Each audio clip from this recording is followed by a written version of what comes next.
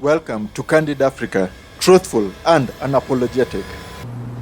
When the colonizers were leaving the continent between 1958 and 1961, France did something that was just downright terrible. Made the African leaders sign what they call the pact for the continuation of colonization. France made the Francophone countries sign the pact for the continuation of colonization. Allow me to highlight a few of the items in the pact for the continuation of colonization. And I urge all of you to Google it and read it. And if that does not disgust you, I don't know what will. First, the French said, well, you see, we built a few schools, a few roads, a few hospitals, taught you about the fork and knife and sitting on a table and eating with utensils. We're going to call that the colonial debt. And for that you shall pay to perpetuity. In addition, you will deposit 85% of your bank reserves with the Minister of Finance, the French Minister of Finance. Collectively, the Minister of Finance, the French Minister of Finance will take all your deposits. It was 85% back then. It's now down to about 60.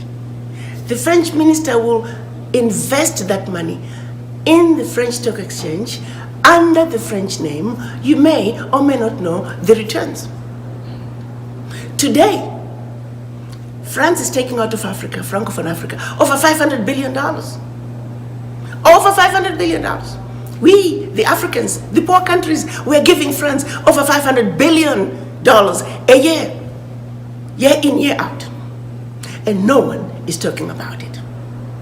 The latest figures are saying for every $14 billion that France takes out of Africa, by the time they finish investing it, they're realizing upwards of $300 billion for every $14 billion. So in actuality, France is taking out of Africa trillions of dollars year in, year out.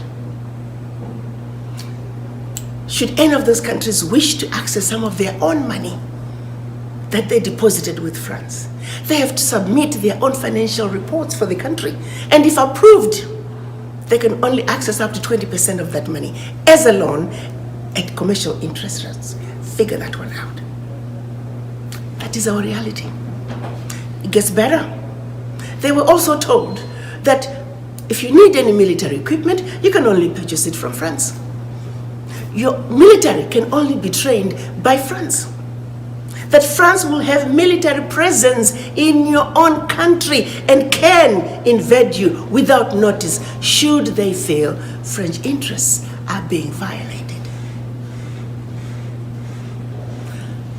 Language of instruction shall be French. All your minerals discovered, yet to be discovered, France has the first right of refusal. All the contracts, big contracts, private and public, French companies have the first right of refusal.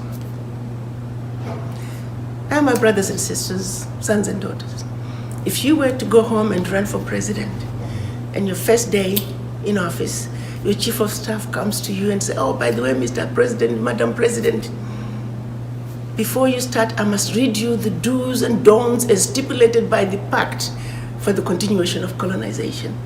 And your chief of staff reads this to you. What power do you have? This is precisely what our colonizers wanted. To leave us in a position that no matter how hard we try, trying to get a leg up is mission impossible. Did you like or hate what you heard? Let us know in the comments below.